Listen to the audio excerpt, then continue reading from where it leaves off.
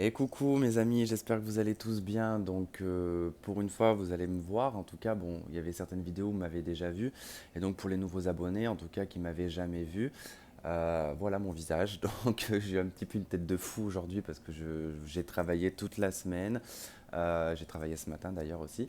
Et voilà, donc je suis un petit peu fatigué. Euh, je voulais donc aborder un sujet qui est très important, en tout cas au niveau de la spiritualité, au niveau de l'amour aussi, sur pas mal de choses. Alors, je risque un petit peu peut-être de me disperser parce que c'est une habitude chez moi, en tout cas, de me disperser. Mais tout d'abord, déjà, je vais faire une présentation de moi-même pour ceux qui ne me connaissent pas. Donc, je m'appelle Tristan. Donc, je suis voyant de naissance, hein. La cartomancie, c'est quelque chose qui a été transmis de génération en génération du côté de ma mère, puisqu'ils sont de culture gitan.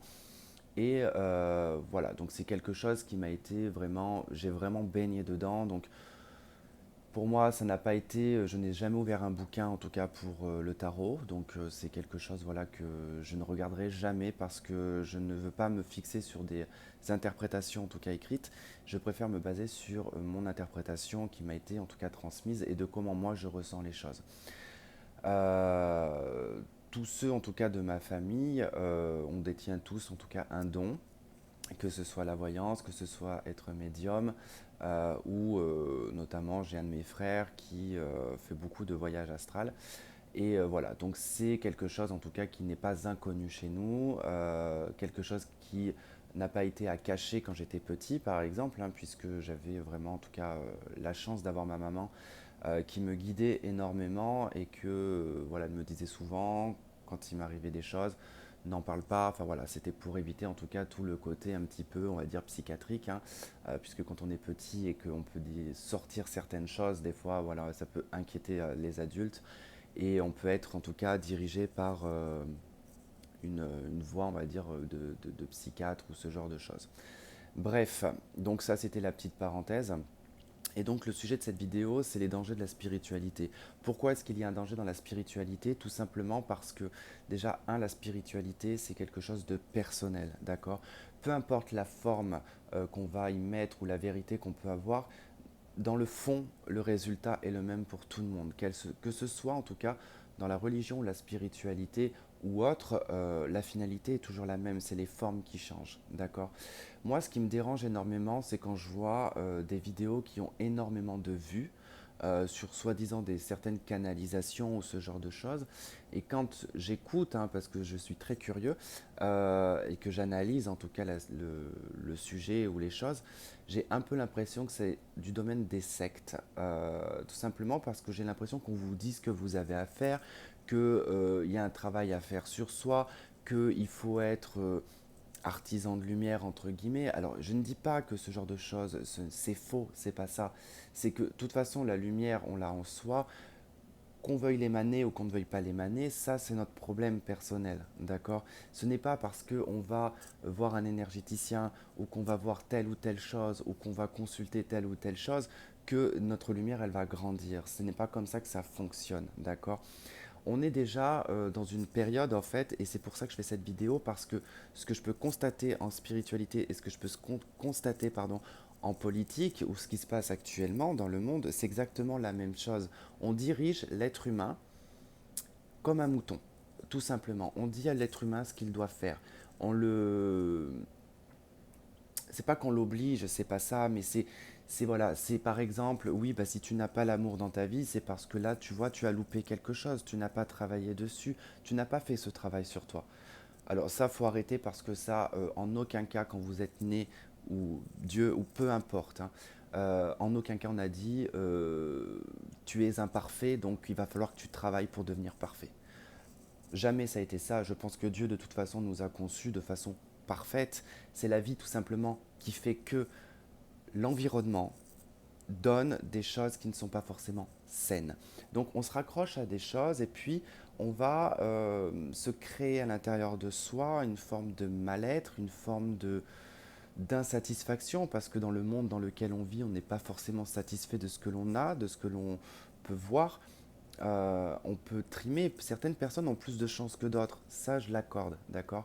C'est tout à fait normal, ça a toujours été et ça sera toujours comme ça depuis de toute façon la nuit des temps. Le problème étant que on va constamment en fait vous dire il faut faire ci, il faut faire ça, et puis dans la spiritualité c'est comme ci, puis c'est comme ça. Il n'y a rien en fait, il n'y a pas de guide, il n'y a pas il n'y a pas un livre éducatif par rapport à la spiritualité. La finalité est la même, c'est la forme qui change.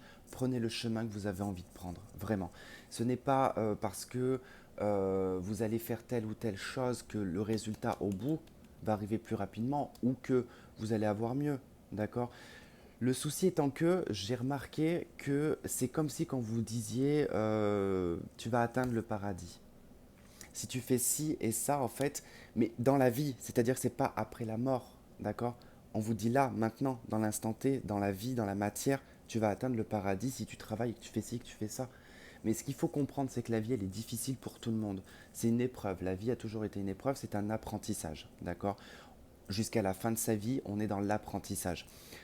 C'est pas, par exemple, quand je vais prendre certaines, je sais que parfois ça ne plaît pas forcément, je sais que je perds beaucoup d'abonnés parfois hein, par rapport à ce que je dis dans mes guidances, et honnêtement, c'est pas grave, c'est pas le but d'avoir des abonnés, de vous embobiner et de vous dire, et de sortir les violons et de vous dire que si tu fais ce travail-là, demain tu verras des licornes et tu monteras sur cette licorne et tu t'envoleras dans les cieux.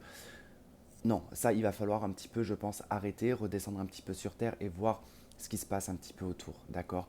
Il n'y a pas de monde parfait dans lequel on va aller. C'est faux, c'est faux. C'est une utopie, d'accord, que l'on crée et que on va vous convaincre que ça va être comme ça. Donc qu'est-ce qui se passe quand on vous convainc de ce genre de choses et que ça n'arrive pas? Eh bien, il y a un mal-être qui s'installe. On n'est pas bien. On se demande pourquoi est-ce qu'on n'y arrive pas. Pourquoi est-ce qu'on trime autant? Pourquoi est-ce que je suis obligé de ramer comme ça? Pourquoi est-ce que je prends une claque dans la gueule quand quelque chose de bien m'arrive? Et ben, bim, j'ai un truc qui me tombe sur la tronche. C'est la vie.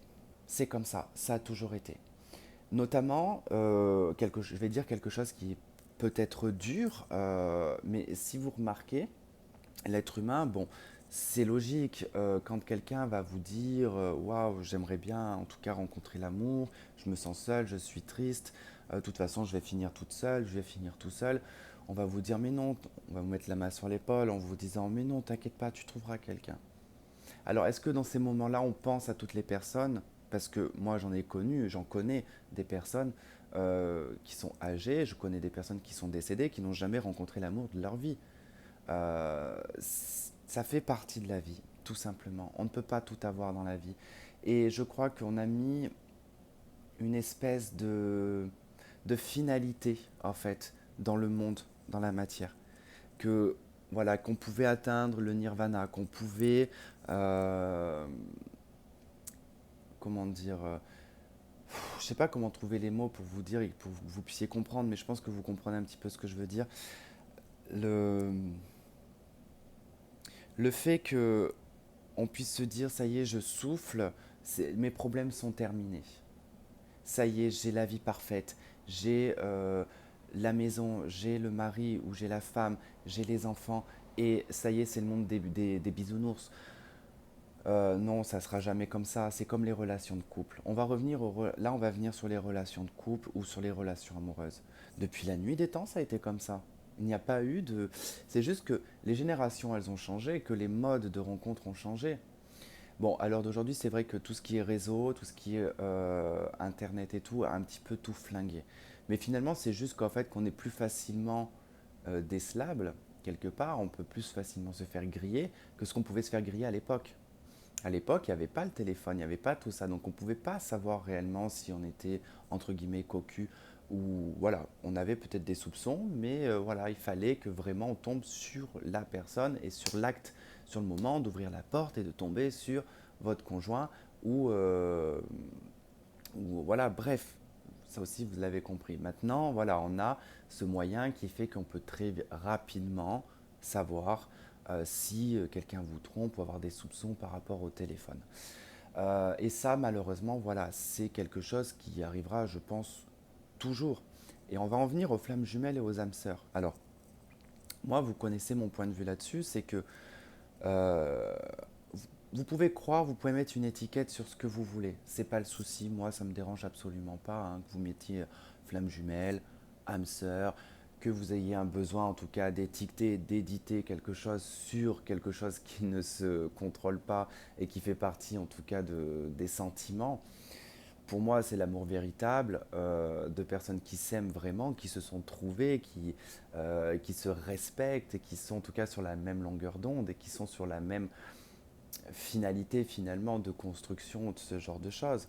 Mais j'ai remarqué que beaucoup de personnes, quand ça ne fonctionne pas et que vous êtes piqué parce que cette personne vous êtes accro ou que vous n'acceptez pas l'échec par exemple parce qu'on vous a quitté ou tout un tas de choses, on veut se raccrocher à se dire ouais c'est une flamme jumelle, donc j'ai un chemin à parcourir, j'ai quelque chose à faire, j'ai ci, j'ai ça et ça et ça, pour au final perdre votre temps tout simplement, c'est tout. En fait c'est une perte de temps considérable, enfin c'est quelque chose quand même que je trouve un peu, euh, un peu déroutant parce que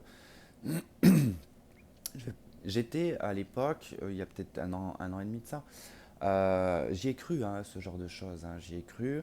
Euh, mais après, dans le fond, en fait, au final, en avançant, au fur et à mesure, en me construisant enfin, de plus en plus, je me suis dit, mais waouh, c'est un business, c'est quelque chose en fait où on va mettre les gens dans la dépression et puis commercialiser quelque chose. Alors, bien évidemment que je ne vais pas faire l'hypocrite, d'accord. Ma chaîne, elle est monétisée. Vous avez vu en tout cas que voilà, il y a des pubs sur mes vidéos. Bon, des fois, je contrôle pas trop où elles se placent, les pubs, hein, parce que des fois, j'ai pas forcément trop le temps de faire les choses, hein. Vous savez, je travaille, j'ai mes études, j'ai ma chaîne YouTube, j'ai tout un tas de choses à faire, donc c'est très compliqué pour moi. J'ai très peu de temps pour moi, donc bon, voilà. Après, c'est vrai que je fais des extensions, mais parce qu'aussi j'ai besoin de vivre aussi, donc je peux pas non plus si je ne monétisais pas ça ou que je faisais pas des extensions, hein, je vais être tout à fait honnête avec vous, je ne ferai absolument pas. Je ferai peut-être une vidéo par mois, globale et générale, et puis je me prendrai un deuxième travail. C'est voilà, puisque la vie de toute façon, elle nous flingue déjà au niveau financier. Donc oui, je le fais, mais c'est pas dans le but de gagner des cent et des mille, parce qu'il faut pas rêver, hein, une pub, faut la regarder déjà en entier pour qu'elle soit vraiment monétisée. Euh, il y a un certain seuil, il y a qui installe ces pubs en fait, puisque plus vous montez en abonnés et plus les sponsors en tout cas s'incrustent dans votre vidéo et du coup la monétisation augmente. Mais ça va de quoi? De 15 centimes à 50 centimes. C'est pas énorme, c'est vraiment que dalle. Donc, pour une finalité, en tout cas, qui, pour moi, entre guillemets, me rembourse ben, des fois mon hors forfait, parce que forcément, pour charger les vidéos, je passe par du hors forfait parfois, l'électricité et tout un tas de choses. Donc, ça, voilà, c'était une petite parenthèse. Mais ne tombez pas dans des choses, en fait, où on va vous dire, là, il te faut un soin, là, il te faut ci, là, il te faut ça. Alors, je dis pas que ça marche pas, c'est pas ça. Mais je vous conseille de voir les gens physiquement pour ça, d'accord? D'avoir un ressenti avec ces personnes, de voir si voilà il y a quelque chose. Qui vous dit que la personne quand vous l'avez soit au téléphone ou par email, qui vous dit que cette personne a réellement fait quelque chose? Il ne faut pas oublier le pouvoir du mental, qui lui est capable en tout cas de générer une propre guérison ou ce genre de choses et de vous améliorer par vous-même, par l'auto comment on dit, conviction. Voilà, par une conviction, les choses se produisent. Donc le fait que vous allez vous dire, ouais, cette personne elle est bien, nanana, elle fait tac, bah, automatiquement vous allez le manifester et ça va arriver. D'accord.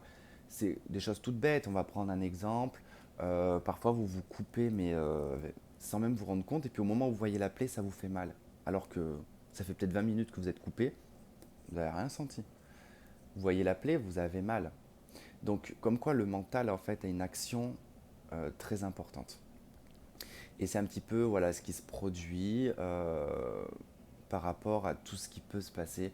Et moi, en fait, c'est que je suis à la limite de me demander si je ne vais pas arrêter ma chaîne YouTube parce que euh, je ne veux pas vous, je ne veux pas vous diriger vers de faux espoirs et je ne veux pas vous diriger vers la perte totale de vous-même. D'accord. Euh, on est actuellement atteint au niveau de la liberté. D'accord. Couvre-feu, on ne sait même pas pourquoi. Ah, peut-être que, je ne sais pas, peut-être qu'à 21 h, le coronavirus, il se dit, yes, c'est le moment de sortir, je vais aller faire la fête, et je vais aller contaminer les gens. Là aussi, je vais faire une petite bulle et une petite parenthèse. Comme vous le savez, bon, pour certains, je travaille dans le sport, donc je suis éducateur sportif. Et dans ma spécialité qui est la gymnastique, il y a plein de protocoles.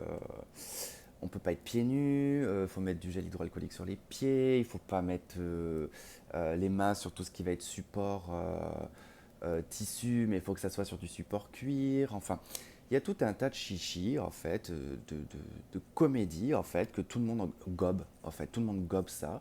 Parce que oui, peut-être, je sais pas, moi, qu'on peut choper le coronavirus par les pieds, mais je suis désolé, quand on se coud ses cheveux, on peut peut-être envoyer le coronavirus aussi, donc je ne sais pas. Bref, moi, ça me déroute un petit peu toute cette situation. Euh, Instaurer un couvre-feu, pourquoi? Parce que le couvre-feu, ça fait déjà belle lurette qui voulait nous le foutre dans les dents, déjà depuis des années en arrière, où il y avait eu une tentative de couvre-feu. Je ne sais pas si vous vous en souvenez, mais il y avait eu une tentative de couvre-feu, ça n'avait pas fonctionné. Là, on se dit, bon, Corona, machin, on va foutre un couvre-feu, comme ça tout le monde va gober, puis on va tous vous la foutre. Bref, ça m'énerve un petit peu effectivement quand j'en parle parce que je ne comprends pas qu'on puisse gober autant d'âneries en fait et qu'on puisse autant nous prendre pour des ânes, mais que ce soit en fait dans tous les domaines. Que ce soit les politiciens, que ce soit dans la spiritualité, que ce soit dans la religion, on nous prend pour des ânes, tout simplement. Comme par hasard, là aussi, il y a toute une polémique hein, avec donc les bars fermés, les restaurants, les distanciations, le masque. Donc qui le masque, hein, pour moi, est totalement inutile.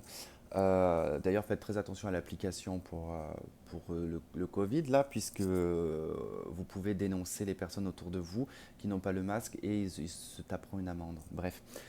Donc ça aussi, il y a tout un tas de choses en fait où on nous ment, on nous retourne complètement le cerveau.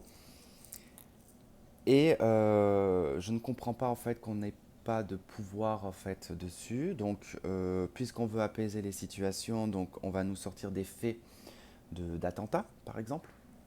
Alors, effectivement, je ne dis pas que c'est faux. Je ne sais pas. Moi, je ne suis pas dans la tête des gens. Je ne suis pas sur les faits, sur le moment, si c'est islamique ou pas.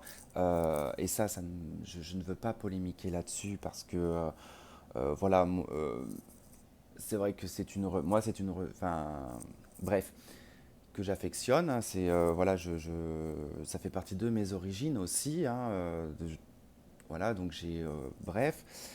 Et tout ça un petit peu me dérange aussi parce que je trouve que c'est pointé du doigt une certaine catégorie de personnes, mais on n'explique pas forcément le pourquoi du comment aux gens. Donc du coup, ben, ça crée quoi? Ça crée de la peur, ça crée que du coup, on va pointer du doigt une religion alors que on va pas forcément, je suis désolé, mais les Templiers, par exemple, hein, là on va sortir d'un cadre, hein, on va sortir des musulmans et de l'islam, mais si on prend le cadre des catholiques, des chrétiens et tout ça, il y avait les Templiers. Hein.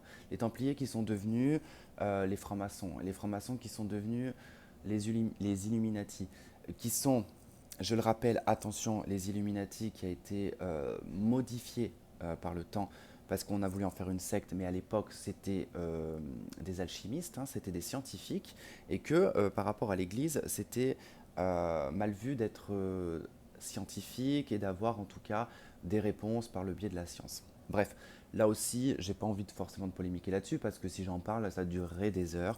Si après c'est quelque chose qui vous intéresse, je veux bien faire une vidéo là-dessus et on fera en tout cas des sujets dessus. Mais pour le moment, ce n'est pas ça. Ce que je veux dire, c'est que on, on nous abrutit totalement sur plein de choses. D'accord. Euh, Notamment le sujet de Notre-Dame. Là aussi, alors, quand l'Amazonie a brûlé, On a fait tout un cinéma pour la forêt alors ça par contre c'est quelque chose qui est très important puisque c'est quand même le poumon entre guillemets de la terre. Mais il ne faut pas oublier que les incendies, c'est quelque chose qui fait partie de la nature. D'accord. Bon, que ce soit volontaire ou involontaire, je ne sais pas si ça vient de la sécheresse ou pas.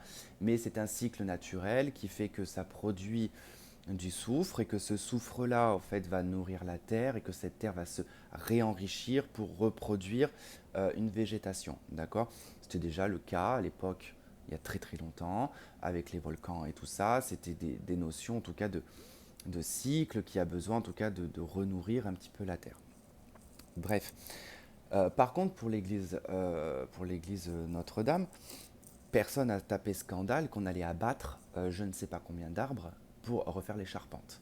Alors, si ma mémoire est bonne, je crois qu'il y a 1 million d'arbres, ou plus 100 000, je crois, qui vont être, je sais plus si c'est 100 000 ou si c'est 1 million d'arbres qui vont être abattus pour faire la charpente, pour faire les charpentes, parce que, attention, il faut la reproduire comme c'était à l'époque, donc avec les mêmes moyens. Je ne comprends pas en fait qu'on puisse faire de choses pareilles en fait pour des monuments. Oui, c'est un monument historique, oui, c'est quelque chose qui, mais comme tout qui peut être détruit ou ce genre de choses, on ne peut pas se permettre en fait d'accepter ces choses-là. Je ne comprends pas en fait, au détriment de personnes en fait qui vont payer derrière, d'accord. Parce qu'on ne voit pas ce qui se passe. C'est comme tout plein de choses, hein. C'est comme je dérive un petit peu, hein. J'avoue que je dérive un petit peu, mais c'est comme les extensions de cheveux. Bah, les perruques, les choses comme ça, vous êtes content d'en porter, mais est-ce que vous savez réellement en fait que on paye 3 francs 6 sous les gens pour leur raser la tête et que c'est des femmes qui pleurent parce qu'on leur rase la tête? Est-ce que vous aimeriez vous qu'on vous rase la boule et que on vous donne juste 20 euros parce que vous en avez besoin de ces 20 euros? C'est des choses en fait que on prend pas conscience en fait de ce genre de choses et je trouve que c'est limite grave en fait. C'est limite grave parce que eh ben on va continuer sur des chemins de lumière. On va croire qu'on est sur un chemin de lumière, qu'alors qu'au fond, est-ce que réellement chez toi, tu as des éléments ou des choses qui font que tu respectes la nature, que tu respectes ton prochain? Enfin, voilà, donc je suis parti un petit peu loin dans mon sujet. Mais j'avoue qu'honnêtement, je ne vais pas dire que je suis en colère, parce que pas vraiment de la colère. Alors, juste 2 secondes, parce qu'en fait, je m'étais fait un café, mais en fait, il est en train de refroidir. Ce que je veux dire par là, c'est que je pense qu'à un moment, il faut redescendre sur Terre. Voilà, on est. Alors, je sais que parfois, ça m'arrive d'avoir des sujets avec des amis qui sont des fois un petit peu trop perchés euh, et qui sont un petit peu trop dans ce système-là. Sauf que sur Terre, on est dans la matière en fait. On vous a pas demandé de voler là-haut, on vous a pas demandé de vous plonger là-haut, hein. Eux, ils font ce qu'il y a à faire là-haut, hein. Il n'y a pas de souci, hein. Nous, on a à faire quelque chose en bas. Mais on n'a pas à influencer les gens non plus. Ce n'est pas le but, d'accord. Euh, c'est dans le comportement c'est dans le comportement. C'est comment vous allez vous comporter et qu'est-ce que vous allez faire en fait qui va en fait apporter votre pierre à l'édifice. Pas besoin de forcément de faire grand chose. Déjà de vous respecter vous-même, c'est déjà le premier truc, d'accord. Ensuite, de respecter son prochain. D'aimer tout être en tout cas qui est vivant sur Terre.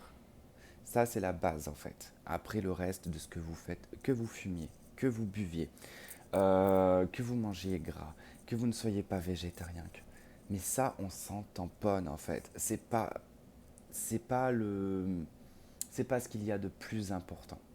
Qu'on soit bien clair.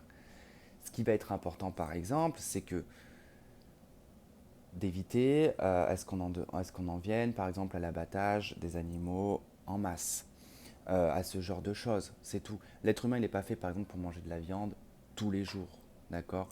L'être humain, il est fait pour manger peut-être une fois à toutes les 2 semaines, peut-être une fois par semaine, de la viande, tout simplement. Mais voilà, après, chacun fait comme il veut. Vous êtes libre de faire ce que vous voulez, en fait. Il n'y a pas de code, d'accord. Il n'y a absolument pas de code. Le seul truc, c'est qu'il faut savoir que pour aider son prochain, il faut avoir un vécu. Si on n'a pas un vécu qui a été lourd, dur, difficile et dans l'épreuve, on n'est pas capable de supporter nous-mêmes la charge d'une personne pour l'aider, par exemple. On ne sera pas capable de lui donner un conseil. On pourra peut-être lui apporter un conseil, mais sans vraiment avoir réellement euh, l'expérience pour. Ce n'est pas une question d'âge, encore une fois, ça va être une question vraiment de ce qui a été vécu par la personne. D'accord. Qu'est-ce que je voulais vous dire d'autre? Au niveau de l'amour aussi, ce que je peux constater, c'est que si on n'attendait pas en fait que la solution était d'avoir l'homme ou la femme parfaite, l'amour, euh, d'être aimé, d'être soutenu, d'être accompagné ou ce genre de choses, déjà indique qu'on n'est pas du tout indépendant. C'est déjà de s'autosuffire, de s'aimer soi-même et de se dire, c'est pas grave, si je ne rencontre personne, c'est pas grave. Mais je vais faire en sorte que ma vie soit bien et que je la vive bien. Et puis si un jour j'ai quelqu'un qui se présente dans ma vie, que je suis amoureuse ou amoureux et que c'est la bonne personne, eh ben tant mieux. Mais si ça n'arrive pas, ce n'est pas grave. Ne soyez pas dans je suis mal d'être seul, je suis pas bien, je veux quelqu'un, j'ai besoin d'avoir quelqu'un. Parce que ça crée un mal-être. Et en fait, c'est pas que ça repousse l'échéance, parce que ce n'est pas comme ça que ça fonctionne, d'accord? C'est juste que il vaut mieux se dire parfois et se faire violence et de se dire que il y a une probabilité que je sois seul. Donc, dans cette probabilité de solitude, qu'est-ce que je peux m'apporter à moi-même pour me sentir bien? Voilà. Comme je dis des fois à certains amis, quand des fois ils s'oublient un petit peu eux-mêmes, qu'ils se négligent aussi eux-mêmes, et que je leur dis, tu veux être quoi plus tard quand tu seras une personne âgée? Est-ce que tu veux être une personne âgée déglinguée, euh, entre guillemets, enfin, je vais prendre mon langage, d'accord, ne le prenez pas mal, hein, mais c'est voilà, c'est ma façon de parler, c'est mon langage, mais il n'y a rien de méchant, ou il n'y a rien il y a pas de, voilà. Mais comme je dis, tu préfères être quoi?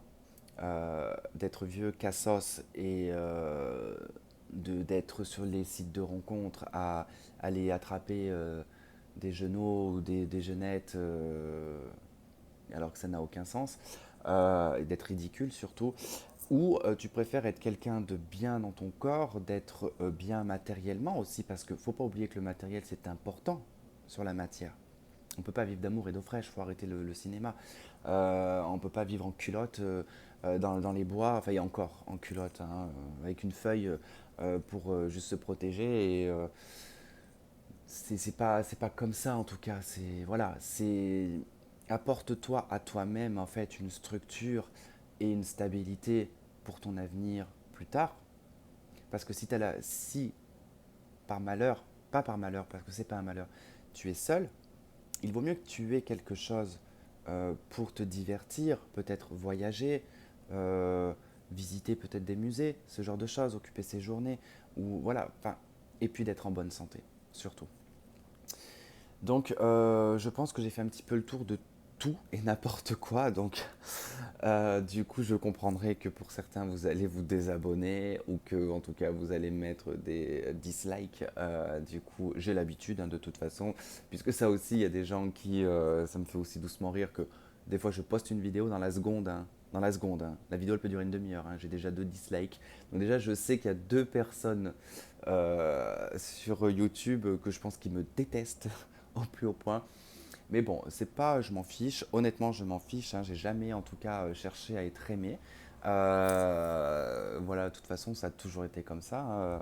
Même quand j'étais plus jeune, parce que plus jeune, j'étais coiffeur et c'était très difficile quand on est coiffeur homme, du coup, avec les gens. Donc, enfin, surtout à mon époque, hein, parce que bon, je n'ai pas 20 ans, je le rappelle, même si je fais jeune, mais je n'ai pas 20 ans. J'ai déjà 30 ans passés, donc du coup, voilà, donc c'était il y a des années quand j'avais 16-17 ans, donc ça date déjà. Donc voilà, donc c'est quelque chose en tout cas sur lequel je ne m'attache pas. Le seul truc, c'est que parfois les commentaires sont des fois blessants par rapport au travail que l'on fournit. Et ça, je soutiens tous mes collègues, en tout cas youtubeurs, youtubeuses en tout cas, qui aussi des fois en prennent plein la tête. Et c'est vrai que ce n'est pas de ne pas accepter la critique parce que ça n'a rien à voir. À partir du moment que la critique elle est constructive, c'est quelque chose que l'on peut prendre, en tout cas analyser, de se dire ouais, ok, là j'ai peut-être pas fait comme il faut, ou voilà, je vais essayer de m'améliorer. Mais bon, quand c'est de la pure méchanceté, ça se ressent en tout cas dans le message. Et du coup, parfois ça blesse. Mais c'est vrai que c'est dommage en fait que des fois on s'arrête sur ce genre de choses en fait. Voilà. Bon, je peux pas faire trop long la vidéo parce que je pourrais pas la charger. En tout cas, voilà, je voulais en tout cas vous remercier déjà si vous avez regardé cette vidéo en entier. Je vous souhaite en tout cas de passer de bons moments et je posterai la vidéo aussi sur les énergies de la semaine qui arrive. Et dites-moi si vous préférez me voir ou si vous préférez voir uniquement mes mains. Voilà. Gros bisous à vous et à la prochaine. Bye bye.